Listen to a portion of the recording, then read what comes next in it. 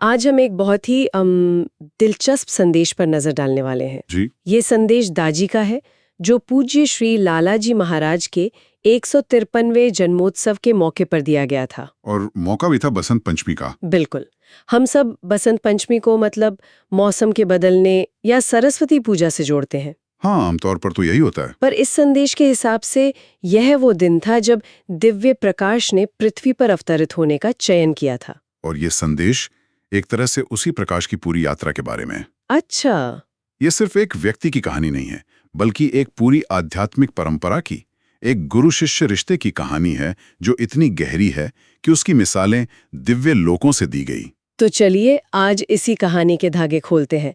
हमारा मकसद सिर्फ घटनाओं को जानना नहीं है, बल्कि उस असाधारण रिश्ते को महसूस करना है। जी, और उस खोए हुए प्राचीन विज्ञान को भी समझना है। हाँ, और वो अनूठा तोहफा जिसके बारे में कहा जाता है कि उसने अध्यात्म के इतिहास का रुख ही मोड़ दिया। तो कहानी की शुरुआत होती है लालाजी महाराज से। जी। उनका जन्म हुआ 2 फरवरी 1873 को, बसंत पंचमी के दिन। और उनके जन्म की कहानी भी किसी लोक कथा जैसी लगती है, बड़ी अजीब और दिलचस्प। बिल्कुल, बहुत ही यादगार कहानी है। उनकी माँ वो बहुत ही धार्मिक महिला थी, मतलब भक्ति में डूबी हुई। तो एक दिन एक अवधूत यानी एक सिद्ध संत उनके दरवाजे पर आए और भोजन मांगा। अच्छा। और उन्होंने भोजन में मछली की इच्छा जताई।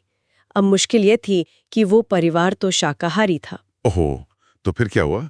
ऐसी स्थिति में तो कोई भी धर्म संकट में पड़ जाएगा। बिल्कुल, लेकिन घर की दासी ने बड़ी समझदारी दिखाई। कैसे? वो चुपके से पड़ोस से 2 मछलियां ले आई और संत को भोजन करा दिया।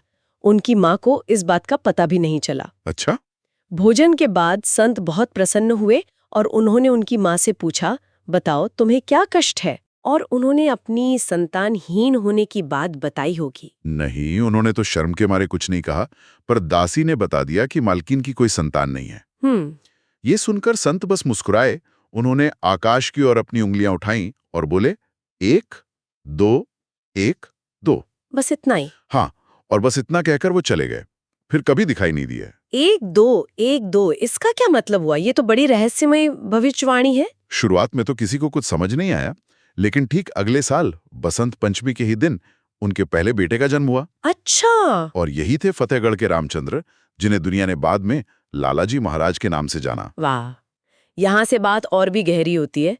संदेश में लिखा है कि लालाजी ने सिर्फ 7 महीनों में वो आध्यात्मिक ऊंचाई हासिल कर ली। जी, जिसके लिए लोगों को कई जन्म लग जाते हैं। ये कैसे हो सकता है? यहीं पर प्राणाहुति नाम के एक प्राचीन विज्ञान का जिक्र आता है। ये है क्या? प्राणाहुति का मतलब है प्राणस्य प्राण, यानी जीवन ऊर्जा का सार। इसको आसान शब्दों में कैसे समझे? इसे ऐसे समझिए जैसे एक जलती हुई मोमबत्ती से दूसरी बुझी हुई मोमबत्ती को जलाना। अच्छा।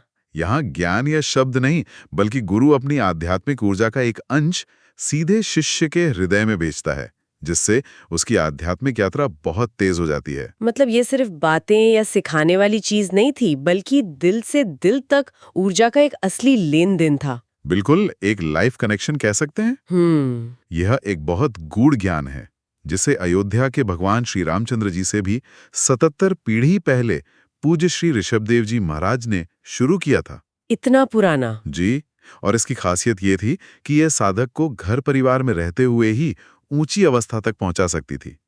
इसके लिए सब कुछ छोड़कर सन्यासी बनने की जरूरत नहीं थी। तो ये तो आज के समय के लिए बहुत जरूरी बात है।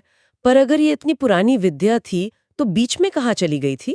समय के साथ ये विद्या लगभग लुप्त हो गई थी। अच्छा। संदेश के अनुसार लालाजी महाराज ने इस पवित्र प्रवाह को, इस आध्यात्मिक धारा को फिर से खोजा और पुनर्जीवित किया। उन्होंने मानवता को ये तोहफा दोबारा दिया।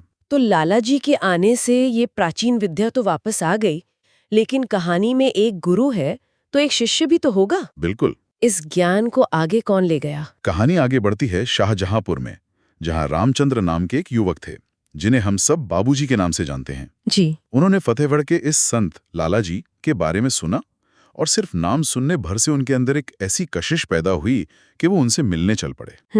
3 जून 1922 को उनकी पहली मुलाकात हुई। और वो मुलाकात जरूर निर्णायक साबित हुई होगी। निर्णायक से भी बढ़कर बाबूजी ने बाद में लिखा, उसी दिन से मेरा नया जीवन आरंभ हुआ। सब कुछ बदला सा लगने लगा। संसार मुझे भिन्न रूप में दिखाई देने लगा। मतलब एक पल में सब कुछ बदल गया। सब कुछ। संदेश में इस रिश्ते को सिर्फ भक्ति या श्रद्धा नहीं कहा गया है, उसे तो आध्यात्मिक इतिहास की सबसे बड़ी प्रेम कथा कहा गया है। ये तो बहुत बड़ा दावा है। हाँ, और ये दावा हवा में नहीं किया गया है। बाबूजी ने खुद लिखा है, हम पूरी तरह एक दूसरे में समाये हुए थे, हमारे दिल मानो एक ही थे। इस प्रेम की गहराई को समझने के लिए हमें whispers from a brighter world नाम के एक दस्तावेज को देखना होगा। ये दिव्य लोकों से मिले संदेशों का एक संग्रह है। अच्छा, तो इस दस्तावेज में ऐसा क्या खास लिखा है जो इस रिश्ते को इतना अनोखा बताता है? इसमें 21 मार्च 1945 का एक संवाद दर्ज है।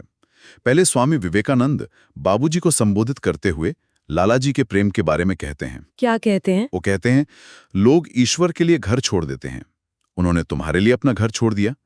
यह एक मुक्त आत्मा से अपेक्षित सबसे महान त्याग है। एक मिनट, ये बात तो सोचने वाली है। हम त्याग को हमेशा ईश्वर के लिए देखते हैं, पर यहाँ एक गुरु अपने शिष्य के लिए अपना घर यानी अपना आध्यात्मिक लोक छोड़ रहा है। जी, ये तो गुरु शिष्य के रिश्ते को एक बिल्कुल ही अलग स्तर पर ले जाता है। बिल्कुल। और ये तो सिर्फ शुरुआत थी। इसके बाद भी कुछ है। उसी संवाद में भगवान श्री कृष्ण ने बाबूजी के प्रेम के बारे में जो कहा, वो सुनकर तो रोंगटे खड़े हो जाते हैं। ऐसा क्या कहा उन्होंने? उन्होंने कहा, प्रेम के मामले में तुमने राधा को भी पीछे छोड़ दिया है। राधा का प्रेम अब तुम्हारे प्रेम के सामने दूसरे स्थान पर है। एक मिनट, क्या? ये तो बहुत बड़ी बात है। सदियों से राधा कृष्ण के प्रेम को भक्ति का शिखर माना गया है, वो एक पैमाना है। जी, बिल्कुल। और ये दावा तो कई लोगों को चौंका सकता है।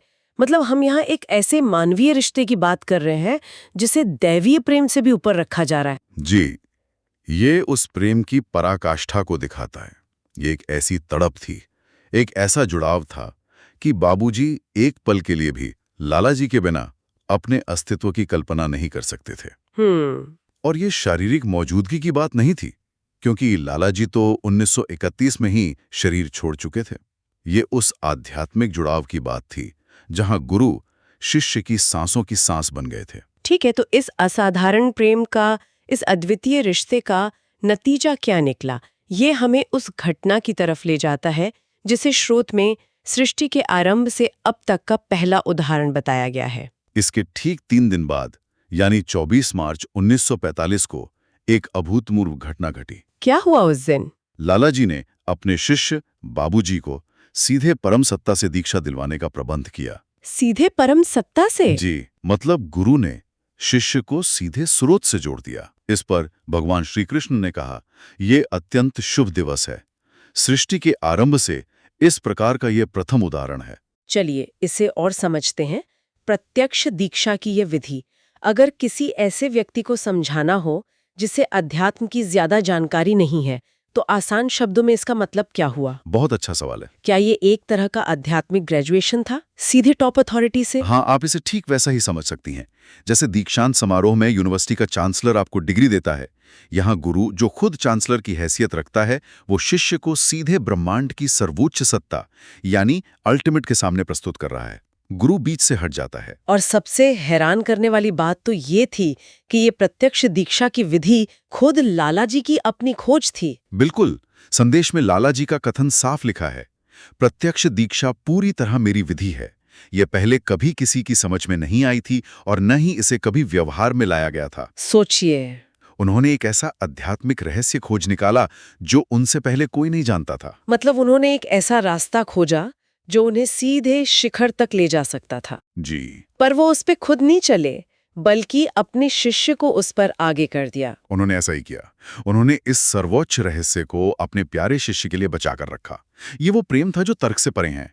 गुरु ने वो तोहफा शिष्य को दे दिया जो उन्होंने खुद कभी नहीं लिया। ये किसी भी दुनियावी त्याग से बहुत बड़ा है। बहुत बड़ा। यहाँ गुरु ने महानतम आध्यात्मिक खोज की और उसे अपने शिष्य को सौंप दिया और खुद पृष्ठभूमि में खड़े रहे। एक गुरु जो सृष्टि में पहली बार होने वाली घटना का सूत्रधार है, वो खुद को दास का दास कह रहा है। ये विनम्रता की पराकाष्ठा है। जी। क्या इसका मतलब ये है कि सच्चा गुरु अपनी पहचान को अपने शिष्य की उन्नति में पूरी तरह मिला देता है? यही इसका सार है। और ये सब करने के बाद जब उनसे पूछा गया तो उन्होंने एक फारसी शेर का जिक्र करते हुए खुद को दास का दास कहा। गुरुदेवों के गुरु, जिन्होंने मानवता के लिए प्राणाहुति को वापस लौटाया, वे अपने शिष्य को खुद से भी ऊपर उठाकर खुद को दास का दास कह रहे थे। यही निस्वार्थ प्रेम का शिखर था। ये सब तो दशकों पहले की बात है। आज के समय में इसकी क्या अहमियत है?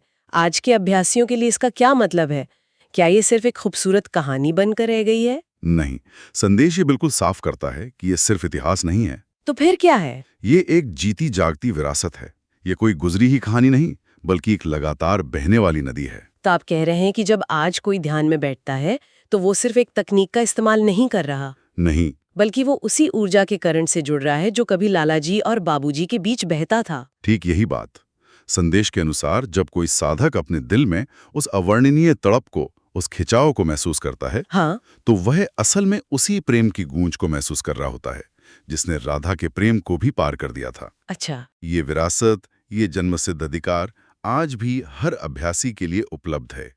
और ये इसलिए है क्योंकि 1873 की बसंत पंचमी को एक बालक ने जन्म लिया जो गुरु बना, और क्योंकि एक शिष्य ने उस गुरु से ऐसा प्रेम किया जो सृष्टि के आरंभ से अब तक अद्वितीय रहा। तो इस महान विरासत को पाने के बाद अनुयायियों की क्या जिम्मेदारी बनती है? संदेश उनसे क्या करने को कहता है? संदेश उन्हें इस विरासत के योग्य बनने का आह्वान करता है। ये कहता है कि अब पहले से कहीं ज्यादा प्रतिबद्ध होने का समय है। किस तरह से? एकजुट होने का, एक दूसरे से प्रेम और सम्मान करने का, और छोटे-मोटे मतभेदों और कड़वाहटों को भुला देने का। मतलब इस विरासत के साथ एक जिम्मेदारी भी आती है, एकता की। बिल्कुल। संदेश का तर्क बहुत सीधा है। अगर लालाजी अपने शिष्य की तरक्की के लिए अपनी सबसे बड़ी खोज भी दे सकते थे, जी, और अगर बाबूजी राधा से भी बढ़कर प्रेम कर सकते थे, तो क्या आज के अभ्यासी अपने आध्यात्मिक भाई बहनों की तरफ दोस्ती का हाथ नहीं बढ़ा सकते?